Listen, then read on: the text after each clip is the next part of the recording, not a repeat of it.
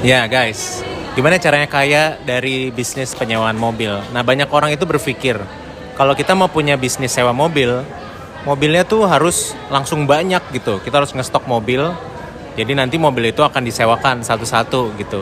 Nah, menurut gua sebagai pemula dan juga pebisnis yang istilahnya size-nya belum terlalu gede, gua nggak menyarankan hal seperti itu. Kita mulai dari satu mobil dulu.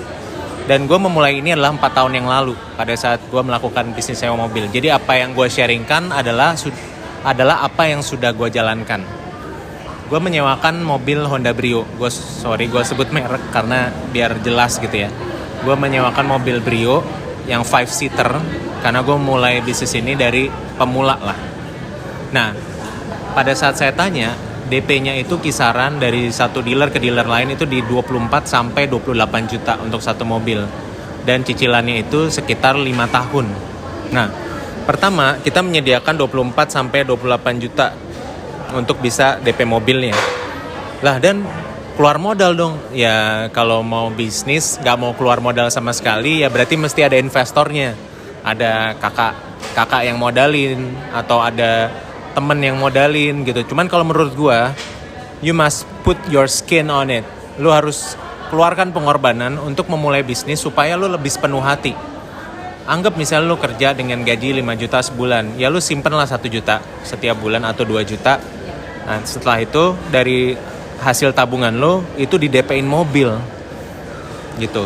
Di DP-in mobil, dari situ kita lebih merasakan bisnisnya, lebih berusaha untuk menjaga bisnisnya kalau itu modal kita sendiri gitu.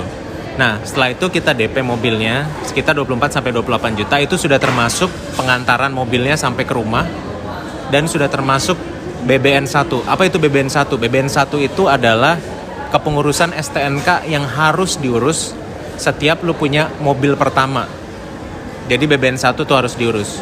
Kecuali lu beli mobil second, dan gua nggak menyarankan untuk beli mobil second kalau mobil Honda Brio karena harganya nggak beda jauh antara baru sama second, tapi keadaannya bisa beda jauh gitu. Jadi gue waktu itu ngebeli mobil pertama itu di tahun 2018, 4 tahun yang lalu. Gue DP kisaran kisaran malah DP-nya agak gede waktu itu, 28 juta. Dan pada saat melakukan pembelian, jangan pernah membeli cuman dari satu sales. Lu biasakan untuk bandingkan ke 5 sales. Contoh, ada sales pertama ngasih hitungan, sales kedua, ketiga, keempat, kelima, lu kirimin, lu bisa lebih murah dari ini nggak? Lu bisa lebih murah dari ini nggak? Lu bisa lebih murah dari ini nggak? Dia akan kasih perhitungannya biasanya 2, cicilannya berapa sama DP-nya berapa. Jadi dengan perbandingan itu nanti akan keluar tuh hitungan yang lebih murah dari sales ketiga misalnya. Nih, gue bisa lebih murah. Habis itu dari perhitungan sales ketiga lu lempar lagi ke sales-sales yang 4 yang lain. Lu bisa lebih murah dari ini nggak? Lu bisa lebih murah dari ini nggak? Memang kayaknya agak ngeselin ya, tapi harus begitu kalau mau bisnis. Kita harus mengeluarkan modal sekecil mungkin untuk bisa mendapatkan keuntungan yang pas gitu. Jadi lu lebih bisa bersaing di lapangan nanti. Nah, setelah lu dapat ada satu marketing yang ngasih satu harga yang udah bagus banget nih, DP-nya udah kecil, cicilan per bulannya juga kecil, dan asuransinya udah all risk. Jadi asuransi itu ada 2 jenis, all risk sama asuransi total loss. Intinya kalau tabrakan-tabrakan kecil, yang asuransi kedua ini lu nggak di cover. Lu cuma di cover kalau mobil lu hancur 70 atau 80% atau sampai mobilnya tenggelam di laut gitu misalnya, baru bisa ngeklaim gitu. Nah, ini gue selalu ngambil yang all risk karena kayak ketabrak sama motor lagi di lampu merah, atau misalnya lecet, ada anak-anak lagi main lato-lato terus kegetok mobilnya gitu ya. Ini ekstrim ya, cuma maksudnya gue mengambil yang all risk supaya resiko apapun bisa di cover. Jadi yang mobil pertama ini gue DP itu 28 juta, terus cicilan gue itu 3,4 juta per bulan. Nah, sekarang kita udah siapin DP-nya. Nah, terus bayar cicilannya gimana? Bayar cicilannya adalah mobilnya harus lo sewakan ke pihak ketiga. Jadi nanti cicilannya dibayarin sama penyewa. Kisaran biaya sewa untuk Honda Brio tahun 2018 sampai saat ini ya, kisarannya di sekitar 4,5 sampai 4,7 juta kalau disewa bulanan. Tapi kalau sewa harian itu bisa 300.000 per hari. Berarti sekitar 9 juta per bulan. Jadi sebenarnya sewa harian itu lebih profitable walaupun lo agak lebih repot karena kalau lo ngelakuin pesan antar gitu ya, lo harus anterin mobilnya ke rumahnya setiap hari gitu ya. Jadi kayak kerja kantoran, tapi dapatnya 300.000 per hari kali 30 berarti 9 juta per bulan. Profit lo gede. Tapi anggap kita ngomongin sewanya cuman masuk sewa bulanan atau sewa harian tapi cuman ke sewa 15 hari gitu, setengah bulan doang ke sewanya, yang sisanya mobilnya nganggur. Kalau misalnya setengah bulan kan berarti 15 hari kali 300.000 berarti kan sama 4,5 juta ya. Jadi anggap misalnya per bulan kita cuma menghasilkan 4,5 juta. Cicilan lo mobilnya 3,4 juta. Berarti masih ada profit sekitar 1,1 juta. Tapi bisa kalau misalnya sewa bulanannya lo dapat 4,7, karena kisaran gue di sekitar segitu tuh sewa bulannya 4,5 sampai 4,7. Nah kalau lo dapat 4,7 berarti keuntungan lo per bulan 1,3 juta. Kalau cicilannya 3,4 juta tadi. Ini adalah profit kotor ya. Yang 1,1 juta profit kotornya, yang satunya 1,3. Nah, kalau dihitung kayak gini berarti per tahun untung kotor lo, gross profit atau profit kotor lo sekitar 13 sampai 15 juta per tahun. Oke, terus habis itu ada biaya apa lagi? Ada biaya bayar perpanjangan STNK per tahun.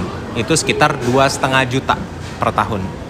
Lalu ada biaya servis, ganti oli, tune up, itu biasanya per 3 bulan. Itu gue ngeluarin karena gue punya teknisi yang langganan ya, si Mas Nur. Sorry gue sebut nama Mas Nur. Nah, karena gue punya teknisi langganan yang biasa servisin mobil gue, mobil keluarga, terus mobil sewaan gue, itu per ganti oli per 3 bulan sama tune up itu sekitar 450.000 per 3 bulan. Berarti setahunnya tuh sekitar 1,8 juta. Jadi lu bayar perpanjang STNK 2,5, terus habis itu lu servis totalnya 1,8 juta per tahun. Habis itu lu harus ganti ban. Ganti ban itu biasanya per 2 tahun plus minus. Dan gantinya biasanya langsung 2 ban. Ya, per 2 tahun langsung 2 ban. 2 ban itu kalau Honda Brio sekitar 1 juta. Ya, 2 ban ya. Berarti satu bannya sekitar 500.000 lah. Jadi 1 juta per 2 tahun tapi. Sekarang kalau kita hitung profit bersih per tahunnya, berarti 15 juta dikurangin pajak 2,5 juta, dikurangin sama servis 1,8 juta, ganti oli sama tune up per 3 bulan, dan juga dikurangin ban, which is lo harus keluarin 1 juta per 2 tahun, berarti per tahunnya sekitar 500.000. Profit bersih lu adalah satu mobil itu 10,2 juta. Nah, profit bersih ini 10,2 juta jangan lu sentuh bro. Lu tabung dulu 10,2 juta dikali 3 tahun, berarti 30 juta 600. Dan di tahun ketiga gue membeli mobil kedua gue dengan modal DP lagi. DP-nya sekitar yang mobil kedua itu plus minus sama sekitar 28 juta, ya kisaran 24 sampai 28, let's say 28 juta deh. Dari 30 juta 600, gue DP 28 juta buat DP. Itu udah termasuk yang tadi BBN 1, asuransi all risk, dan juga yang lain-lain lah. BBN 1-nya untuk pajak kan, untuk STNK-nya, dan mobil udah sampai ke rumah. Dan habis itu gue di tahun ketiga income gue dari 2 mobil dan di Honda ya. Nah ini gue nggak endorsement, gue cerita aja pengalaman gue. Di Honda itu mobil berikutnya setelah lo beli mobil pertama akan mendapatkan gratis servis sampai 50.000 km. Servis untuk maintenance lu tuh gratis, ganti oli, tune up itu gratis bro. Itu gratis sampai 50.000 km. 50.000 km itu ngabisinnya sekitar 2 tahun. Jadi di yang mobil kedua ini profit gue jadi lebih gede karena gue cuman bayar pajak dan cuman satu lagi apa tadi kan servis sama ganti ban. Jadi cuma bayar pajak dan ganti ban. Profit gue lebih gede dari mobil kedua.